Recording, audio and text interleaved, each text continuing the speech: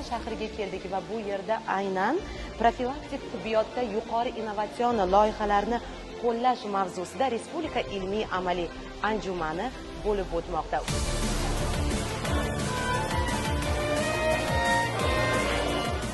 Bugungi konferensiya O'zbekiston Respublikasi Sog'liqni saqlash vazirligi, Oliy va o'rta maxsus ta'lim vazirligi, Innovatsion rivojlanish vazirligi va Andijon davlat tibbiyot instituti hamkorligida bo'lib o'tdi. Bugungi anjumanda aynan mana shu sohani yuqori salohiyatlik, nufuzlik dunyoni 10 dan ortiq davlatlaridan tashrif buyurishgan olimlari ishtirok etishyapti. Ular mana shu boradagi o'zlarini yangiliklari, innovatsion loyihalari, innovatsion g'oyalari bilan bugungi anjumanda ishtirok etishyapti. Va u yerda faqat infeksiongina emas, noinfeksion kasalliklarning oldini olish bo'yicha.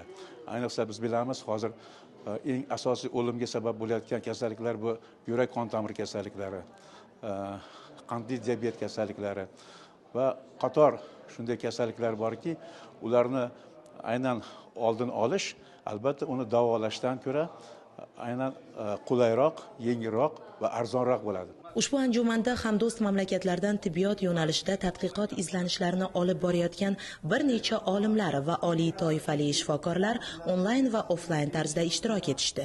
Ushbu konferensiyani ochib berish uchun ilk so'z navbati Andijon davlat tibbiyot instituti rektoriga berildi.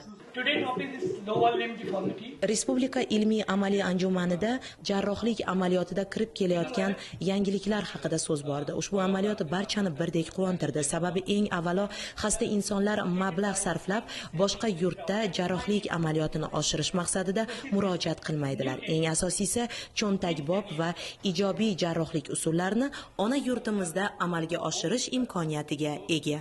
Hindistonlik traumatolog Pradesik bugun konferensiyada ma'ruzasi eng zamonaviy aktual problemaga bag'ishlangan bo'lib, xalqimizni qiyin davolanadigan kasalligini qo'llashni arzon, qulay usulini Hindistondan bizga olib keldi. Bu usul bilan agar davolanish kerak bo'ladigan bo'lsa, endoprotez qo'yish ko'pchilikka misol uchun qiyin tuyuladigan bo'ladi.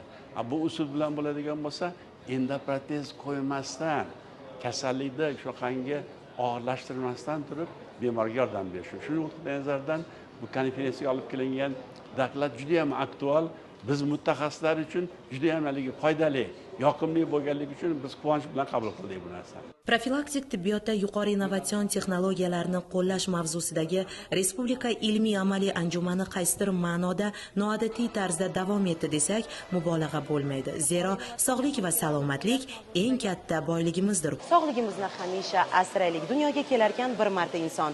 Baxtiyor yashashga bor unda imkon. Chekmay desang, bir kun afsus pushaymon. Xato qilmay yashashni bilmog'ing kerak. Insonga boylik emas, tanu sog'lik kerak.